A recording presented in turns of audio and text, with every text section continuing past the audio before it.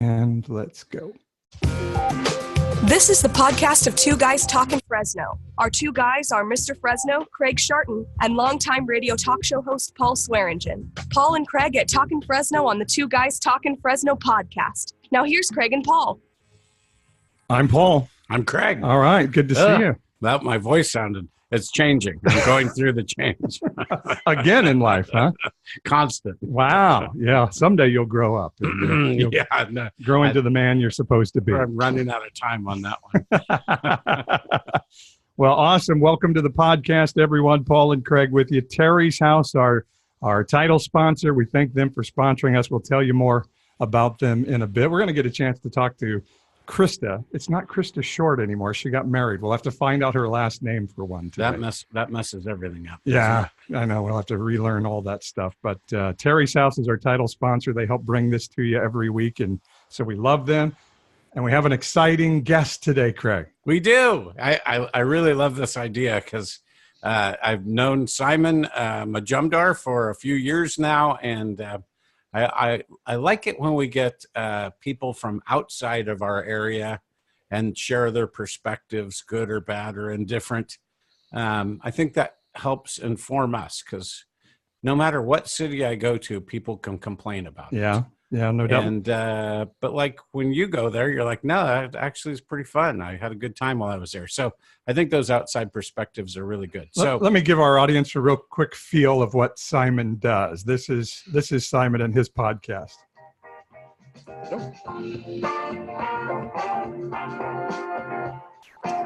Hi, everybody, and welcome to the latest episode of Eat My Globe. Things you didn't know about food.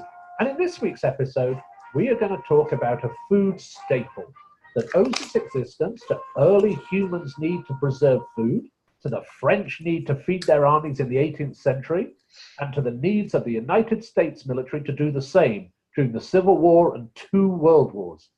It is a food product that has been celebrated in comedy song and has given its name to those junk emails that you receive, not from us, I hasten to add. It's received a presidential pardon and has become beloved in the cuisines of Hawaii, Guam, and the Philippines. And it's also a product that, despite its sometimes polarizing effect on people, in 2017, its 80th year of production, sold more than it had ever done before in its history. So the answer to what we're going to talk about this week, Simon, is, of course, everyone's favorite canned meat. Spam. So that's not Eat My Shorts, right? That's Eat My Globe. yes. Do you get confused with that one at all, Simon? Never, not so far. I haven't. We're into season 2 now.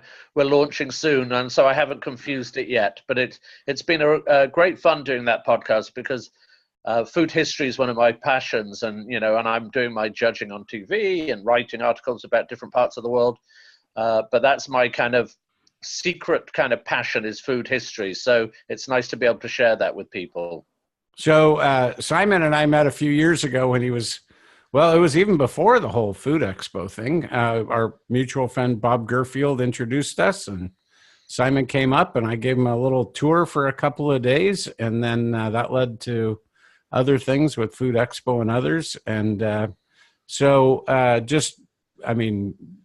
to me, what you would be most known for, you can correct me if I'm wrong, but being a judge on Iron Chef America was really gigantic. I've seen you on Chopped, Beat Bobby Flay, Alton Brown's show, which is Cutthroat Kitchen. Yep, I'm working off of memory rather than notes, always dangerous. But so anyone who's on the Food Network knows Simon. His cantankerous, British, but very exacting palate and also exacting humor.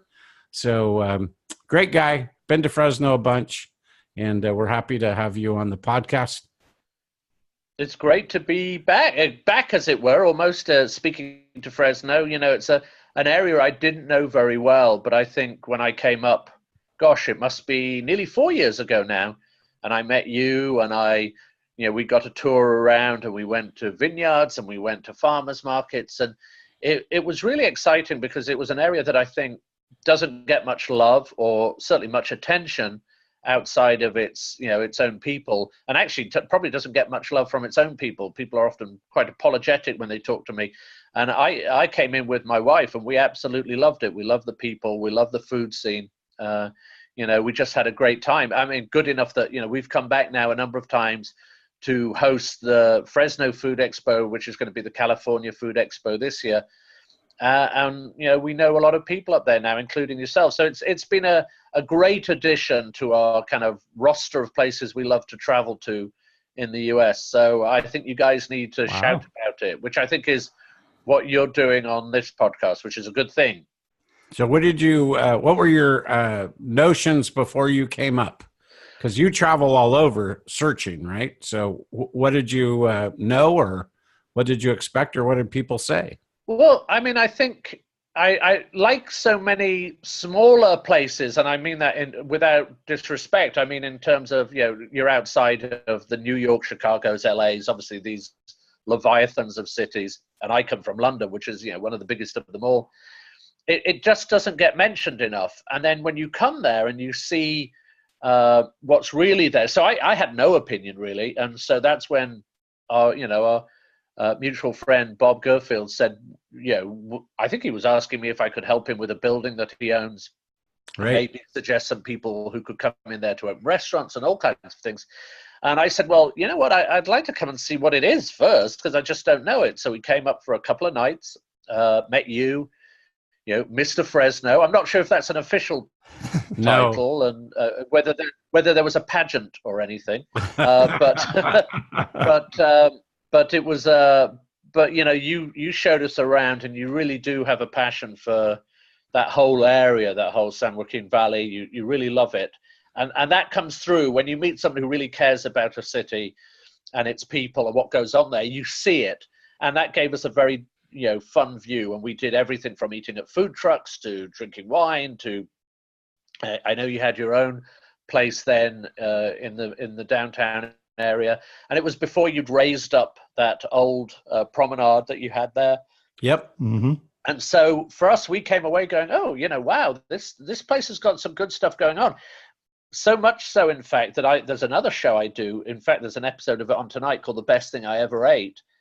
And so good was some of the food that I ate there. One of the dishes was at the Annex Kitchen, the corn agnolotti. Yep, the Fresno State corn.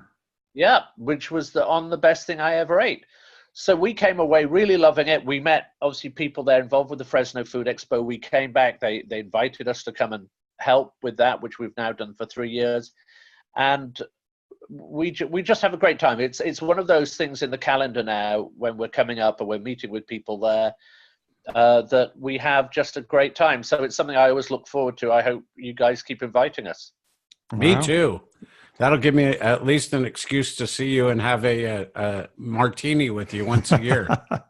At Richardson's. Yes, Richards. So how would you... Richards, I beg your pardon.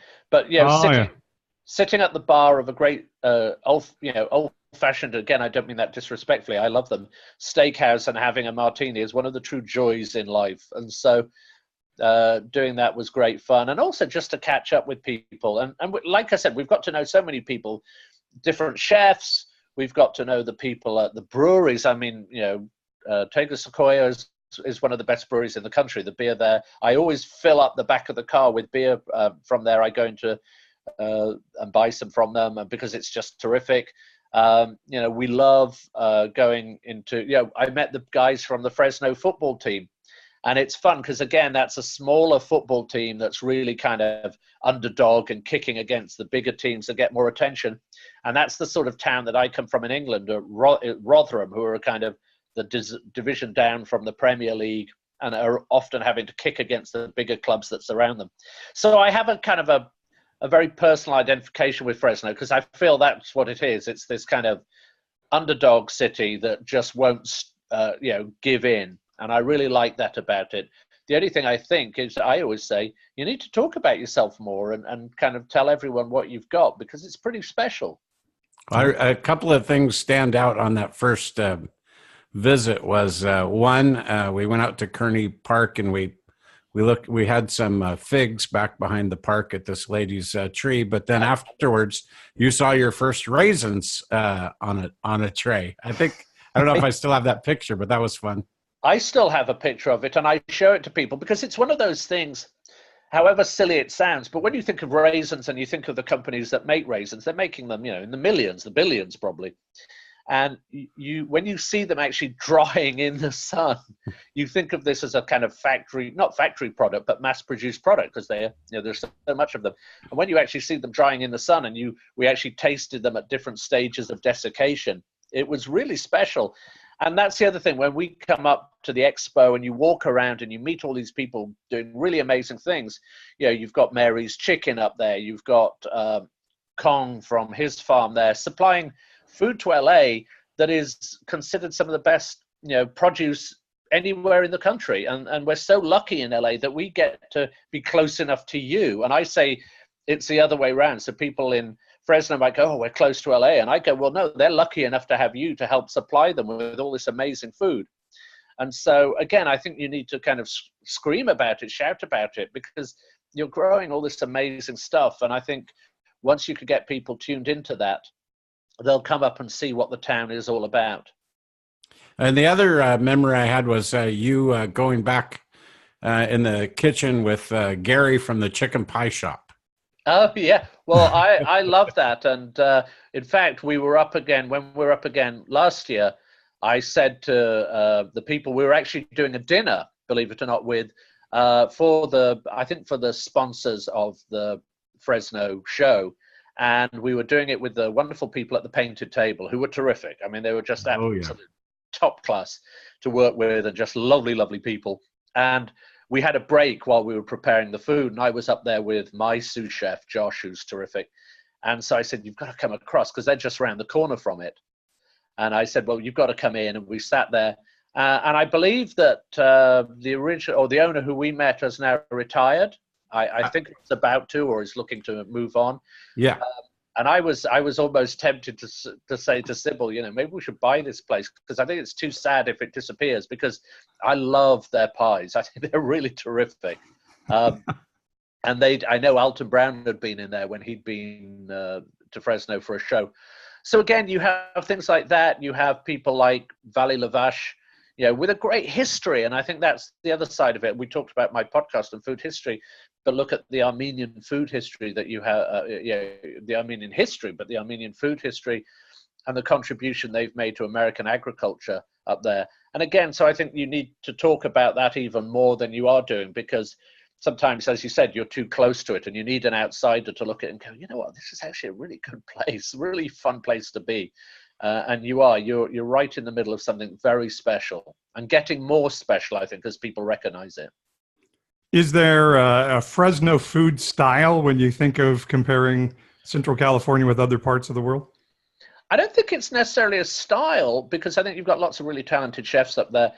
I think it's more about abundance. You've got access up there to everything, more or less. I mean, I don't know how much of the nation's food is produced up there. I'm sure you've got the figures, but if you want something in that area, if you want to create great lamb or beef or pork, if you want to have great chicken, if you want to use amazing vegetables, if you want to cook with terrific wine, if you want distilling, if you want to cook something in beer, I mean, you've got so many people up there producing so many great stuff. If you want nuts in your food, if you want amazing citrus in your food, whether it's from the big producers, the small producers, you are literally sitting in the supermarket when you're in Fresno. That's the way I like to think about it, because you don't have to go far to get something really, really special.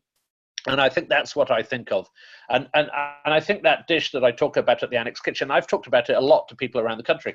I have this kind of theory that I talk about a lot. Well, it's not even a theory now. I think it's proven that the best food in the United States right now isn't coming from New York, Chicago, LA. I just don't think it's in those big cities anymore. It's coming from smaller places. We were just in Cincinnati recently. I've just come back from Nashville. We like to go into these towns that don't get as much love as some others, just to see what's going on, and in the same way that we did with Fresno. And what's happening is young chefs who've been trained in the big cities can't afford to live in them anymore. I mean, an apartment in LA here for, one bedroom apartment could be $3,000. Well, who can live like that? So they're moving back to smaller towns, either to their hometowns or other kind of equivalent towns, taking their talents back with them.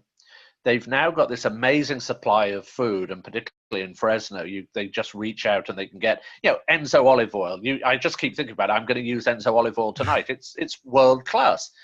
So they're doing that. Then you've got this immigrant generation, second and third, that are not just doing their traditional food, but are bringing that into the kind of American culinary vernacular up there. And you've just got this whole craft movement, which you guys have up there, whether it's craft beer, craft cheese making, craft distilling, whatever it is, you've got so much of it going on there. And that's what's happening all over America. And I think Fresno is really representative of that. And for me, for whatever other craziness is going on in the United States, and, we're not going to talk about politics, I know, but there's a lot of, I think, a golden age of food, or we're certainly on the cusp of it, I think. And it's something that we have to manage very carefully. Wow, it's exciting. Now, what was the dish at the annex, Craig? It's the Fresno State sweet corn agnolotti, right? Is that? It is, and it's one of the few times the young lady who was looking after us there, the server, put down a dish, and I was actually with the fantastic people from Enzo, and I took a bite of this, and I didn't shout, because I never do that to servers, because it's a tough job and I'm always very polite, but and my wife would have told me off certainly if I'd have shouted across the room, but I kind of scurried after her and said, can you just put in another order for another plate of that, because we're going to need it, because I'm going to finish with it. And I think when I talked about it, best thing I ever ate, I think they got lots of phone calls the next day, and it may have been out of season. So I think they do a kind of a squash version, a butternut squash version after, out of season. But that's a perfect idea, perfect example of what I'm talking about, because Jimmy Pardini, he came back from LA, where he'd worked with Nancy Silverton and various other people, and come back to, a company that was there doing catering, and has altered that part of that building into a very special restaurant, and a restaurant that, quite frankly, would play in LA or New York, anywhere, because the quality is that good. And I use him, and I apologize to other restaurateurs there. It's just that that's the one that's in my head, because I've been to the Schoolyard, I've been to other places where the food is equally terrific, but I'm just using that one as an example. But there's so many of those, and it's very simple stuff. Even, the folks who are now downtown doing the chicken, that I think they're in one of Bob Gerfield's spaces. Yeah, they're doing a terrific job. Chicken Shack, they're doing a great job down there, and I went in to see them last time I was there. So you're covering the whole spectrum, and I think it's just really exciting, with that and the breweries and everything else that I've mentioned. And I think you need to kind of, obviously you guys are trying to promote it more, but one of the joys of the Expo, particularly with California Expo, is you're just taking it to a bigger market, and the buyers know it. They know they have to come to that Expo, but I think you need to kind of tell it to the consumer as well. Well, it's really cool, Craig. That's what we want to do. And I think maybe sometimes we forget how good we have it with all the produce that we're able to have here, and then the diversity of our people to have all the different types of food that we have here. We've got it made. It's other than pizza. We decided the other day we don't have good pizza in Fresno for some reason. But everything else. Oddly enough, I'm not the biggest fan of pizza. I get into a lot of trouble like this. I'm obviously just wired incorrectly. you and Paul both. Well, that's for sure. Well, for a lot of other reasons than just pizza. Actually, the pizza at Annex is really good too, and that's a good happy hour price for a good midweek meal. But we've had, I've had so much fun up there. And, I'm looking forward to coming up again and experiencing more. And each time we come up and we come to the Expo or we go around the town, there's just something new happening. And I think that's really special. I know last time we were there was a new brewery opening up pretty close to Diego Sequoia. There's a couple of others around there. We were just like, well, I've got to come up and try their beer now and see what's going on. So it's a fun place, but I think that kind of every town, I think, as with you guys, are doing that. But every town and every place needs a champion. You need someone to come in and kind of shout for you. So I'm glad to be able to do that when I can. Well, especially with your world view and regional American view, which we'll get into in a little bit more about your background. But it does help when you are, if you're Milwaukee compared to Chicago, you're always in the shadow. And now Milwaukee's actually got its own bragging right. So, we have these regional cities that, like you said, in North Carolina, and other places where they used to scoff at North Carolina for being so backwards, 30 years ago. Now they've got these great regional centers with great regional cuisine. Oh, absolutely. You go to Asheville or you go down into south to Charleston. I mean, these are places that you visit just to go and eat there because of restaurants like Husk and what you have down in Charleston. Same with Nashville. There's, we were there for about 3 days. We went at it pretty quickly. And sometimes people are a little bit dismissive because they go, oh, well, it's all just Nashville hot chicken. But they don't realize how much is going on there. And we ate incredibly well. Same, one of my favorite cities in the country is Kansas City. It gets not much love and everyone just assumes it's a barbecue town. But there's so much more than that going on. And that's why I like to think of myself. I think one of the nicest descriptions anyone ever gave me was Alton Brown, in fact, said I was like the Johnny Appleseed of food.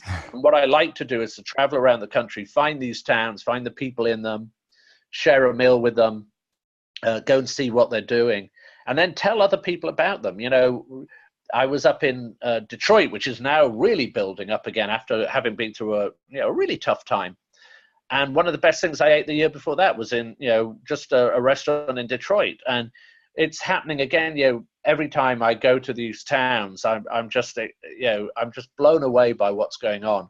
And we're meeting great people there. So, as I said, I think it's a really exciting time. And I think Fresno has the resources, both, in terms of people and in terms of product, to be at the very front of that. Very cool. Well, let's take a moment and talk about our title sponsor, Terry's House. Craig, we want to always have good discussion and talk about things. And I think also we want to encourage people to live for something more than just themselves sometime, right? Oh, absolutely. That's, and when you give, those that give also know that you always get more in return than you ever actually give. But, we've got this great place right here in our community, serving the entire world. The amount of people that have come from other countries that have had a loved one in need, and they take care of them. And really, it's just like almost no questions asked. If you need help, you've got a loved one at the hospital in critical care, we take care of you. And it really, I don't know how many times I've said it, but it's like a full concierge wraparound of services taking care of these people who don't have time or bandwidth or money to be able to deal with all the issues that they're dealing with. Yeah, so it's called Terry's House. It's across the street from Community Regional Medical Center. So people that have a loved one, we heard the story of the woman whose husband was critically ill on a visit to Yosemite from Germany. And so where else do they go but there? And she's going to have to find a hotel and try to figure out all those things. And they say, no, come across for whatever you can give. You can stay right across the street while your husband's recovering. And so Terry's House is a great place for people to put their money and their time and support. And we encourage people to check them out. We do. And really, I don't think we have any reservation in saying, go there, see what they do. And we know 100% you're going to be really proud to have this and really see what a great service that you can help invest in. All right. It's Terry's House, our title sponsor. Check them out on Facebook. We've got a link to their website on our website, twoguysfresno.com. So thank you, Terry's House, for all you do and for being our title sponsor. Now on Two Guys Talkin Fresno, it's time to know your guest. All right. Let's know our guest, Craig. No, who the hell are we talking to? I don't even know. I have no idea. Let me have a look. Yes, here I am, Simon Majumdar.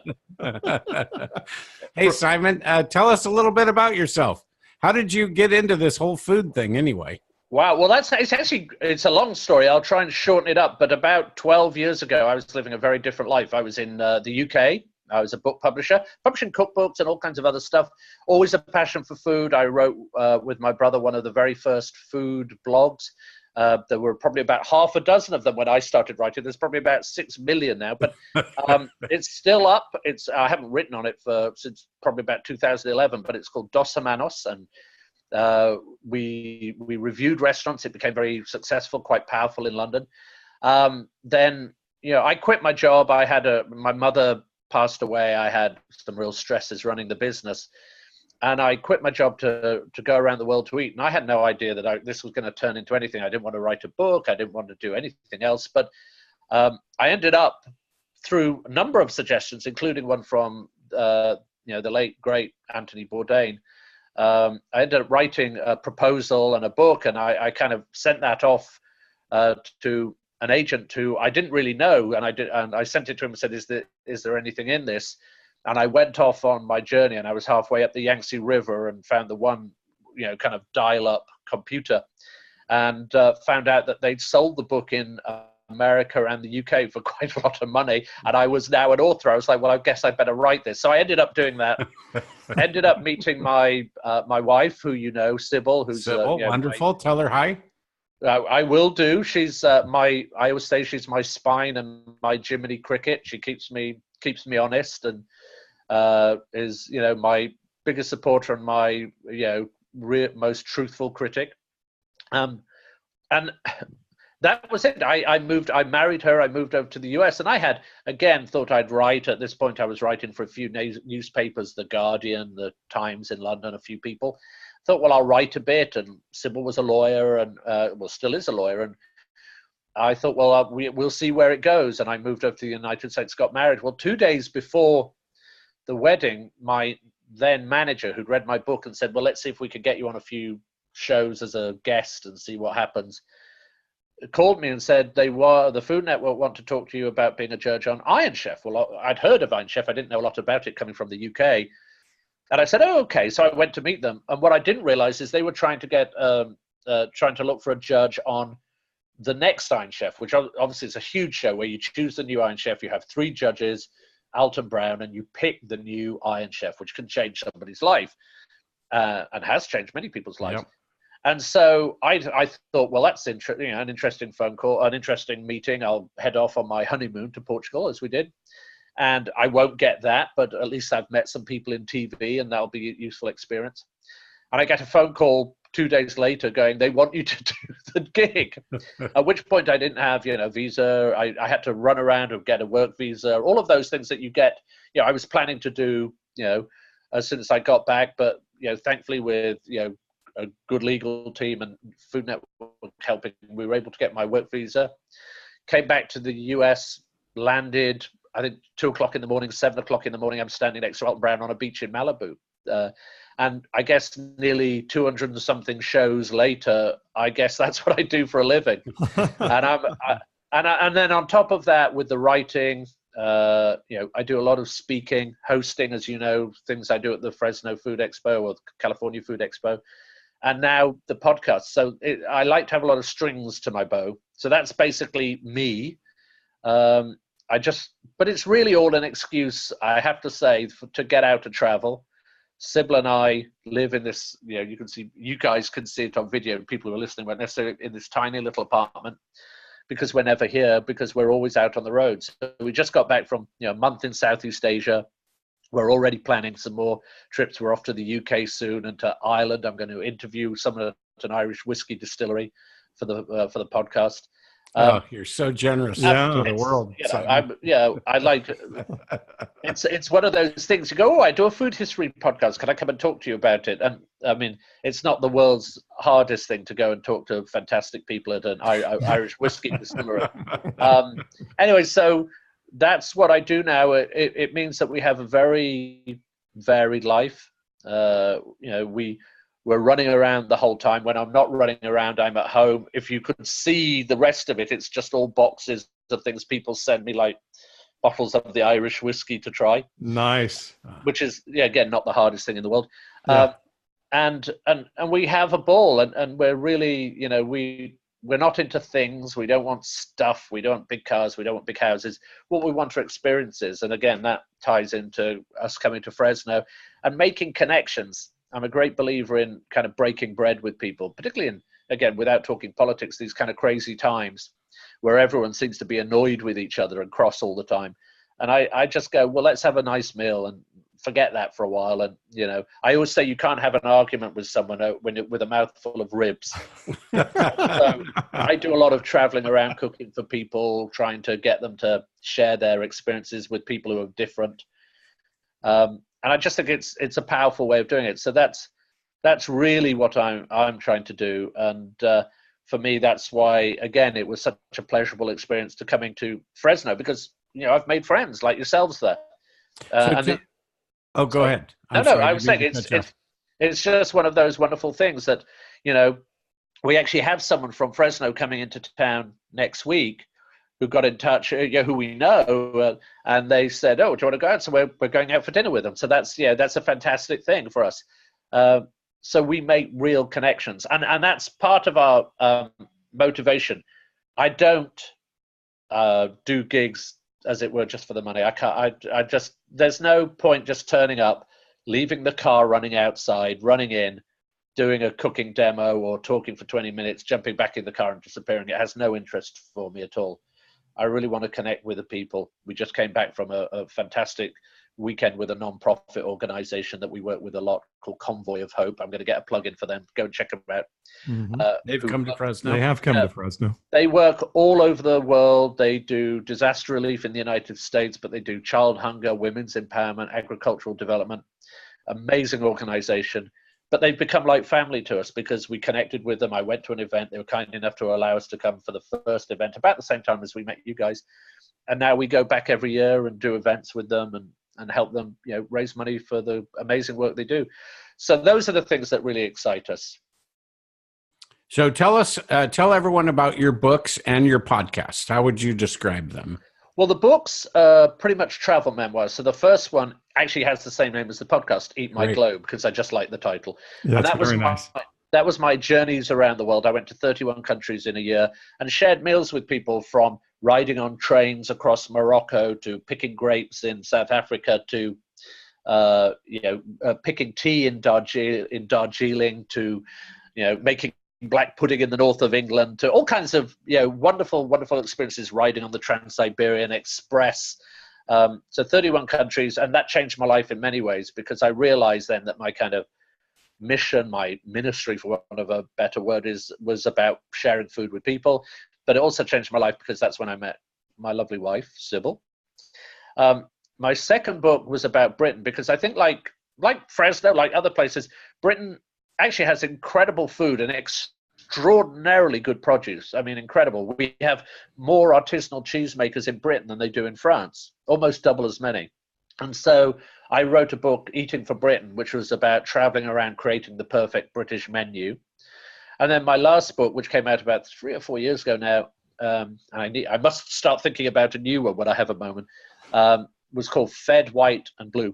Yep. And that was about sharing or trying to find out what it meant to become an American. I'm an American citizen now. I've been a citizen for about 4.5 years.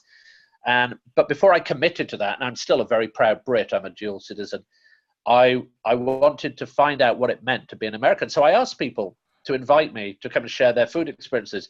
And they did. And I was fortunate, I guess I had a profile on TV at that point. So I got an email from Richard Petty to go and cook for his crew at the Daytona 500.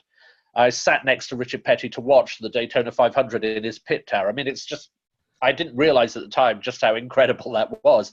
I was invited to host a kosher barbecue festival in Kansas City. I was invited, I'm trying to think of all the things that happen now. It's all gone.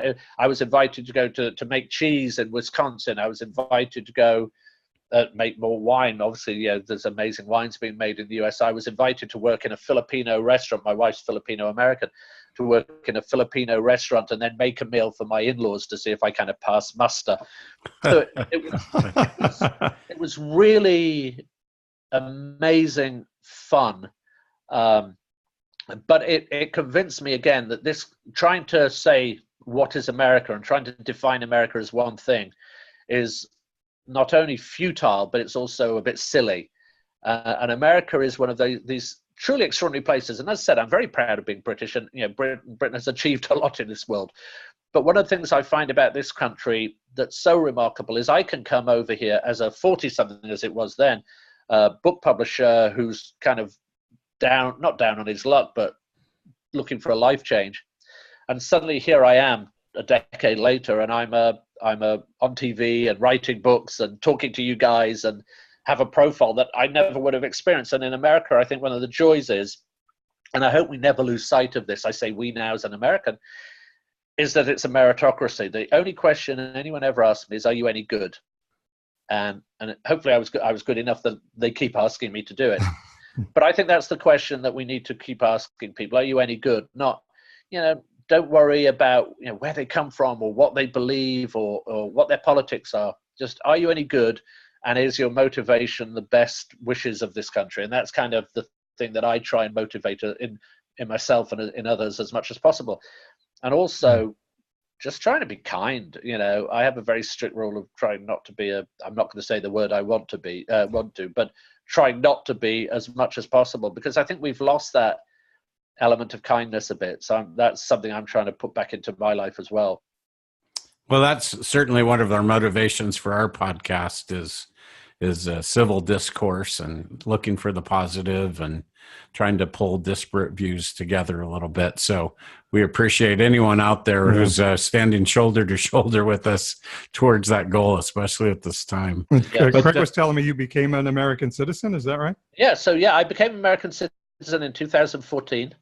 I went to I went to the Staples, LA Live. We did it there. There was about probably 1,500 other people from 100x number of countries, and that was really moving and remarkable, because it not just for me, because here's the thing: I didn't come from a situation of fear or insecurity or struggle in that sense. I may have had some emotional struggles through my life, but I've never been in danger of, look at me, I've never been in danger of looking like I'm missing a meal.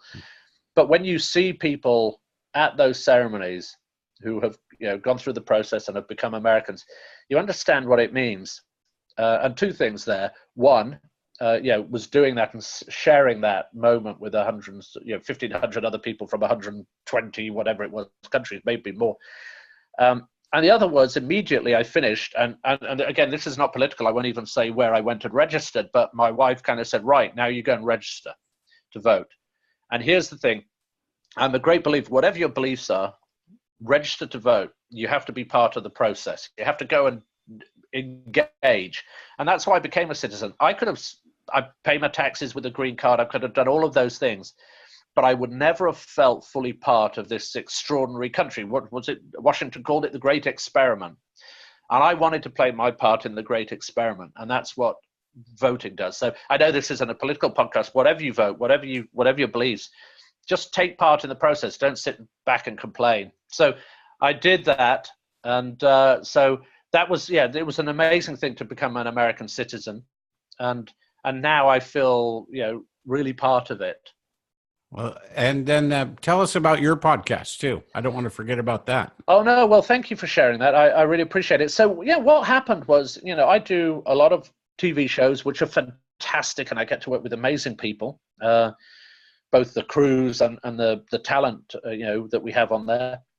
I get to write features, but what I found was that TV by its nature, it's half-hour, 1 hour slots. It can be a bit glib sometimes just because of what it's trying to do and its entertainment. And I wanted to do something with a bit more depth. And so, I'm a great believer that everything we eat, food is one of those things that informs who we are as human beings, as Americans, whichever way you want to look at it. And by looking at what we eat, it has a history, just about everything. One of the first episodes that I did was on fish and chips. And you go, well, it's fish and chips. It's a British dish. But that's a dish that if you look at the potato, which came from, the Americas, and the Portuguese brought it over as part of what was called the Columbian Exchange, where they, the Portuguese and the Spanish brought over chilies and garlic and potatoes and tomatoes from there, all things that we never had in our diet that we now take for granted. In return, we probably sent them things that were, we did send them things that were definitely a little darker, like illness, and we created the slave trade and all kinds of dreadful things.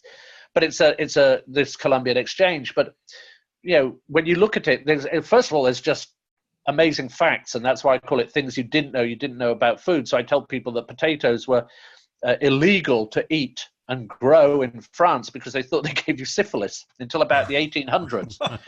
Absolutely. And there was one man. Thank goodness that's not true. Oh, my goodness. Yeah, I know. Well, Parmentier, who everyone knows potatoes Parmentier, but it's named after a man in France who was the champion of the potato and got everyone to eat it. And Frederick I of Prussia was obsessed with potatoes, even to the point that even now, on the anniversary of his I think his death, people go and put potatoes on his grave. So that's the potato.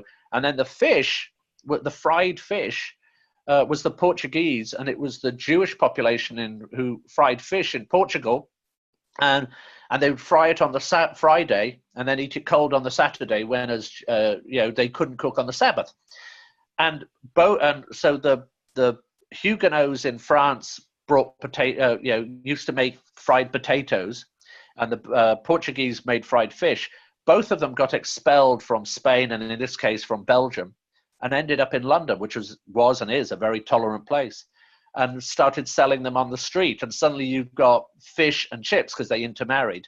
And so you have fish and chips. The most British dish of all is because of religious persecution. Wow. So to me, even something like that. So I wrote an episode on tea. There's an episode on tea. I love the one on tea. Oh, well, thank you. Someone actually accidentally said Lipton the other day, and that just set me off on like a 20-minute explanation on the history of tea that I only learned from you. Well, it's a fantastic history, again, with one of the great kind of episodes of industrial espionage, for want of a better word, where the guy called Robert Fortune went in, kind of darkened his skin, went into China and pretended to be he spoke Mandarin fluently, and went in and pretended to be an official so he could steal tea plantations, tea plants that he could bring into India for the British to grow there because they didn't want to pay the Chinese for them. Again, just great stories. Your idea about a movie, though, I think we got to work on that one. Well, someone needs to make a movie of this guy because he led the most incredible life. But we're doing the new season I'm really excited about. So we're doing the history of beef, the history of beer, the history of cheese, the history of chocolate. We're doing the origins of the pho, the Vietnamese soup. Oh, great. We're doing the impact of Escoffier, the great French cook who informed most of the ways that people cook or certainly did cook before probably about the 90s, where we started getting a lot more Asian influence as people moved in. And then we're also doing a lot of interviews, and that's something I wanted to add in. So we've got a couple. There's one on there now that I really, really love. There's an amazing book called 10 Restaurants That Changed America by a professor from Yale. And I actually cooked a dinner with him where we cooked one dish from each of these 10 restaurants. There's everything from Delmonico's to Howard Johnston's. I mean, it was incredible. And we cooked this dinner, and the book is remarkable. And so I did an interview with him. And I'm going to try and intersperse more of these interviews. I just did one with the beer historian. Oh, you did the UCLA professor, history professor. As well. I did the history professor at UCLA, and I just did one, talk about the best job in the world. I just did one with the beer historian at the Smithsonian. They have a beer historian and so I did a history. So what we're going to do is do some of the main episodes, kind of more me talking, as you can tell, I could talk a lot and not stop for breath. But we do, and then do an interview with someone who really knows, because I'm a kind of fake academic, as it were. It's a lot less work that way. But I love it, and awesome. I love doing it, and I love doing the study, and I could sit for hours, and will be tomorrow because I'm doing an episode on dining in ancient Rome. I'll sit for 10 hours and just research and read and find out about these incredible people. And I really could bore at an international level on hopefully not in the podcast itself. Hopefully people are interested in that. So that's the Eat My Globe podcast. Is it chicken or egg? Do you know which of those came first? Have you researched that yet? I'm a big fan of the chicken. I believe it was the chicken, because I think they would have come out of other mammals. And I think they wouldn't necessarily have been having eggs first, but it would have altered by necessity to protect them. Gotcha. But that's just me making it up off the top of my head. Well, let's finish a little bit with you talking more about the Food Expo. It was the Fresno Food Expo, now the California Food Expo, and your experience there. And I don't know if a lot of Fresnans still know about it and how big an event that it is and how it showcases Fresno, as you said. So tell us about your experience at the Food Expo. Well, I was very thrilled, and it happened all because that first meeting, I think we were having a lovely meal at the Schoolyard or the Schoolhouse? Schoolhouse, forgive me. Schoolhouse, terrific food. And I'm sitting next to David. Banzler.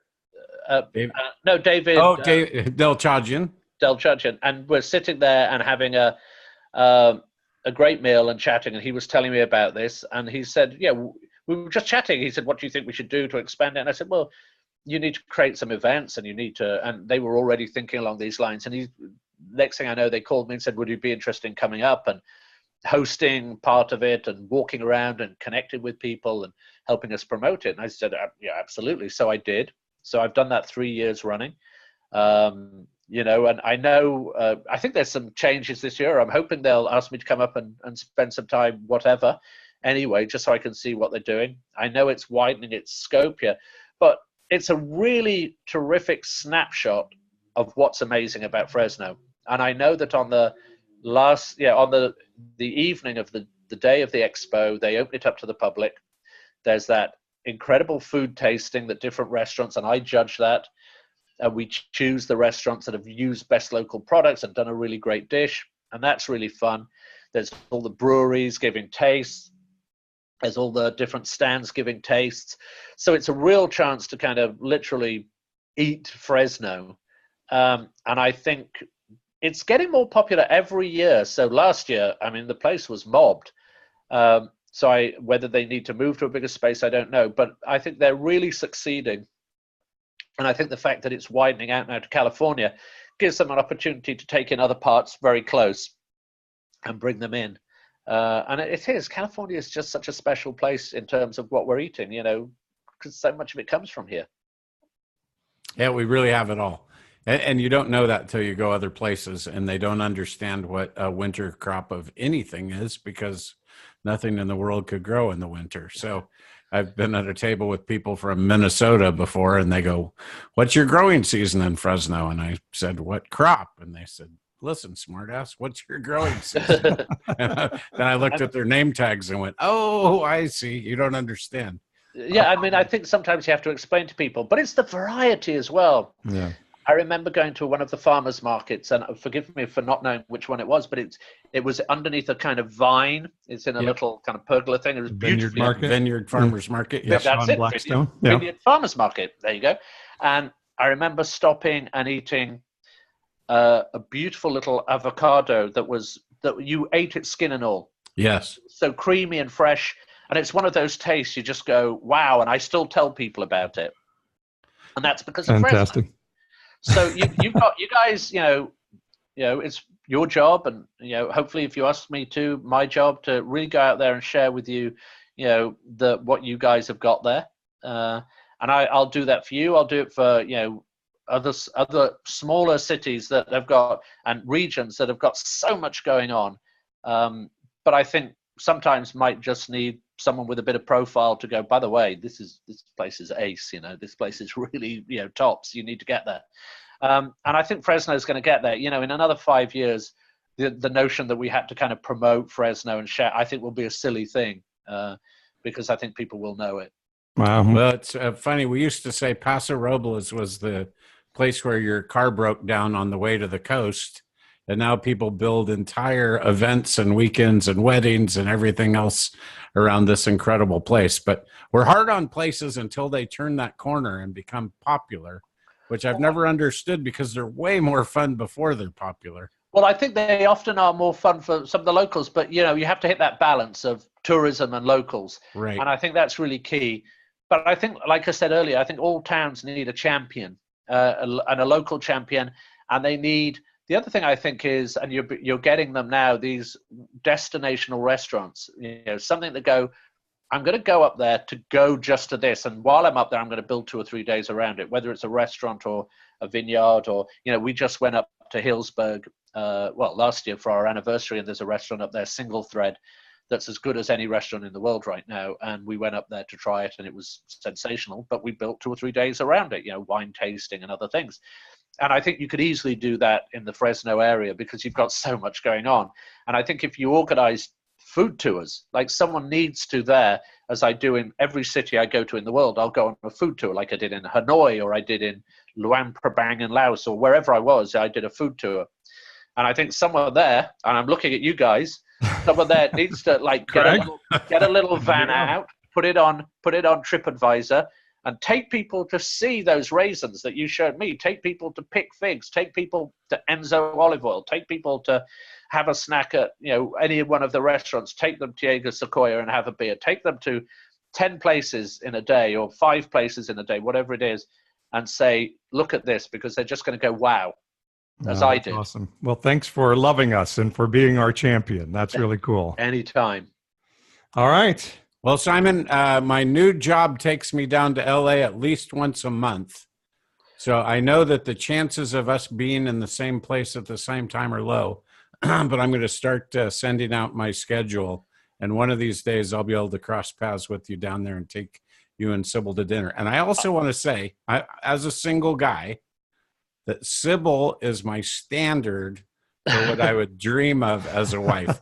I think she is just incredible. And the way you guys work together, amazing. She is the best. And I definitely married way up. But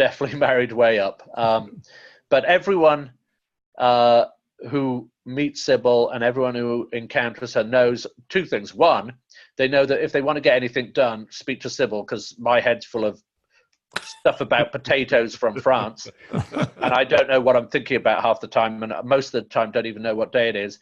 And also, she's just so efficient and so awesome. And that's our assistant, my dog in the background. That's the approval, bark of approval. But I know that I could not imagine my life without Sybil in it. And we're a team. We're definitely a team. It's great to watch that. It's amazing. And if people don't invite Sybil to come with me to do something, I very rarely do it. Yeah, it would be more likely in my case to do the other way around. I think most people would, so I'm not going to argue with that. All right, Simon Majumdar, did I get that right? You did. Perfect. Right. From Eat My Globe, the podcast and the book. Thanks for being with us today. My very great pleasure. Thank you. Great to catch up with you, Simon. Speak to you soon. All right, we'll talk to you again. All right, that was cool. Very good. Make sure you guys let me know when it goes live, and I'll put it on my Twitter and my Facebook page and link to you and all those usual things. And as we said on the show, copy and Sybil, because she'll know how to do it. It is a truth. Yes, we will do that, and it's usually about 3 or 4 weeks out. Awesome. Well, you let us know. We'll do it. Anything we can help, anytime. When is the Food Expo? We should have mentioned. They're moving it to September. Okay. So it's I like haven't September 8th or something. I haven't heard from Dave yet. So whether they've got other plans or they just haven't reached out to me yet. But I think someone told me he had a bad back and hasn't been working or something. Yeah. So I'm not sure. He did have a bad back issue, and I know they were stressing about moving the date or not, and that just came out a couple of weeks ago. So, well, I mean, I'll always come up and help, and if let them know if you see them, just to reach out to us if they want us to help, and I'll reach out to them anyway. Sounds good. Well, nice to meet you, Simon.